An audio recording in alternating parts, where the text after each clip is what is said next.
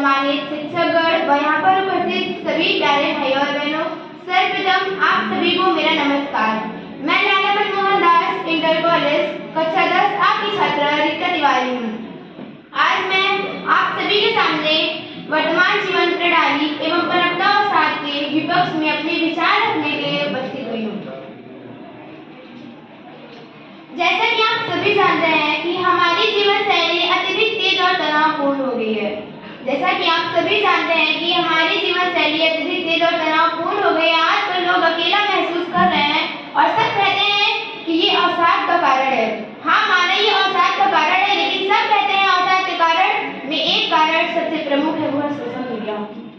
कौन कहता है सोशल मीडिया एक अवसाद का कारण है? अगर आज सोशल मीडिया ना होता, आज मोबाइल ना होता, इंटरनेट ना होता, तो क्या आज ये शिक्षित समाज बन पाता?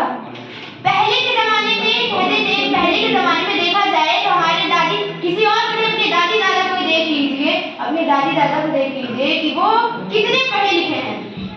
आप कहते हैं मोबाइल एक अवसाद का कारण है, तो उन्हें बताइए कि वो कितने पढ़े लिखे हैं जब मोबाइल नहीं था।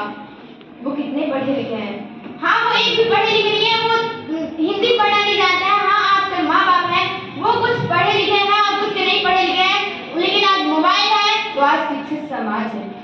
अगर आज मोबाइल ना होता तो शिक्षित समाज ना होता, उसके बाद भी हम कहते हैं कि हमारा मोबाइल हमें अवसाद की ओर ले जाता है। हम अपने फोन के होते हुए भी हम अत्यधिक चिंतित हो रहे हैं, हमें बेचैनी हो रही है, हम अवसाद में फिर भी ग्रसित हो रहे हैं। हमें जो चीज देखने चाहिए हम वो नहीं देखते। आज चैट जीपीटी है, उसमें ऐसी कई चीजें हैं जिसमें अच्छी चीजें दिखाई जा रही है, पर हम वो नहीं देख रहे हैं। हम वो चीजें देख रहे हैं जो हमें नहीं देखनी चाहिए और हम कह रहे हैं हम अवसाद में ग्रसित हो रहे हैं। क्या ये सही है? जो हमें देखना वो हम क्यों नहीं देख रहे हैं, और जो नहीं देखना चाहिए वो क्यों देख रहे हैं? और अगर देख भी रहे हैं तो हम खुद को दोषी न ठहरा करके सोशल मीडिया को दोषी ठहरा रहे हैं। उसके बाद भी हम सोशल मीडिया को दोषी ठहरा रहे हैं, फिर भी उसके बगैर हम रह नहीं पा रहे हैं। जिसके बगैर हम रह नहीं पा रहे हैं, हमें फोन चाहिए तब हम जिएंगे, फोन नहीं तो हम जिएंगे नहीं। हमारा जीवन हमारा फोन है। हम अपने समाज से दूर जा रहे हैं। फोन है तो हम कह रहे हैं हम फोन के साथ ही अपने समाज से मिलेंगे, लेकिन हम फोन के बगैर हम समाज से क्यों नहीं मिलते? हम पहले एक इतना अच्छा परिवार था कि हम सब साथ रह करते थे। आज जहाँ देखो कोई साथ नहीं होता। छोटे छोटे बच्चे फोन ले रहे हैं, छोटे छोटे बच्चे फोन ले रहे हैं और कह रहे हैं हम फोन लेंगे तभी हम बढ़ेंगे। माँ बाप कह रहे हैं बच्चा तू ना इंटर पास कर ले, तू बोर्ड पास कर ले, हम तुमको फोन दिला देंगे। बच्चा बोलता है नहीं, हमें अभी फोन चाहिए, बस अभी फोन चाहिए।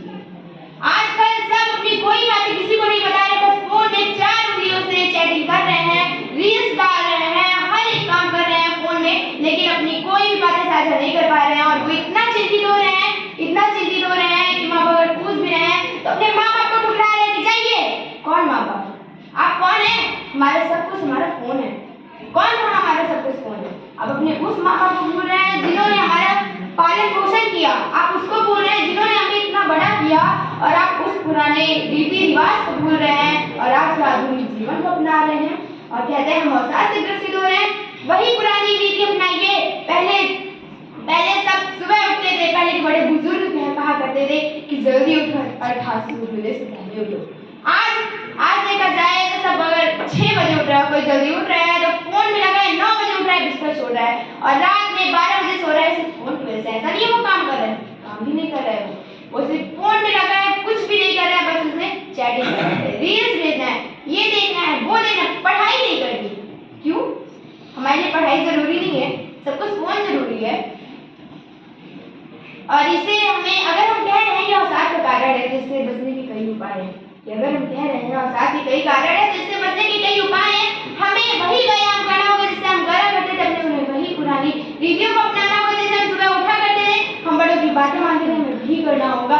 फिर अगर कोई आवाज उठाता है कि हम अवसाद से ग्रसित है, तो आप उन्हें आवाज उठाइए कि कौन बच्चा अवसाद से ग्रसित है। अगर हम उन रीति रिवाज को अपनाते हैं, तो कोई भी बच्चा अवसाद से ग्रसित नहीं हो सकता, कोई भी आवाज नहीं उठा सकता कि सोशल मीडिया बच्चों को अवसाद की ओर ले जा रही है और आत्महत्या कर रही है। हम खुद से अपना जीवन बर्बाद कर रहे हैं, और दोस्त हम सोशल मीडिया को दे रहे हैं। वो सोशल मीडिया जो हमें शिक्षित समाज बने, हम उसको दोषी कर रहे हैं। आप पहले वाला रीति अपनाइए, जल्दी उठिए, पढ़ाई करिए, अपना जो आपका डेली रूटीन आप उसको फॉलो कीजिए, ना कि वो एक दूसरे को कहते हैं हम ये हैं, हम वो हैं, क्या हम ये हैं, वो हैं, हम कुछ नहीं है। अगर हम पहले वाली रीति को अपनाए ना तो वही सोशल मीडिया की वजह से हमारा शिक्षित समाज होगा और उसी की वजह से हम आगे बढ़ जाएंगे।